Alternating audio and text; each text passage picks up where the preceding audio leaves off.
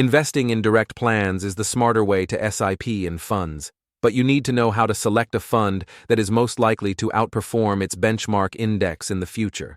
Yes, past performance is not a guarantee for future performance, but a sensible analysis and interpretation of the past performance can help us make informed decisions confidently. Now, when you have a possible candidate for SIP, maybe a recommendation from someone, or it's in the news, what should you do? Enter the name of the equity fund in the Moneyworks4me search box to get answers. Here you see two colored buttons that tell you a lot in one go. The first button tells you if the fund's average 3-year rolling returns over the last 10 years or so has been consistently higher than its benchmark index. If it has been, then you can conclude that monthly SIP in this fund is most likely to outperform its benchmark index, immaterial of when you start, provided you stay invested in it for more than 3 years.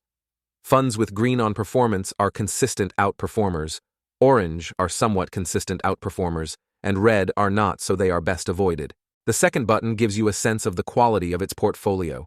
Green is preferable, orange is acceptable, provided the fund is a consistent outperformer. Red on quality is avoidable, and you need to look for an alternative. Once you have a fund that passes these two criteria, you can consider SIP in it. Now, to know the average 3-year rolling returns and other important details, click on the fund name. Check if the 3-year average rolling return is high. Compare it with other peers. Check other important details on this page, and you can make an informed decision. So, whether you are looking at investing in stocks or funds, search using the Moneyworks4me search box and make informed decisions with ease. It is the intelligent way to search.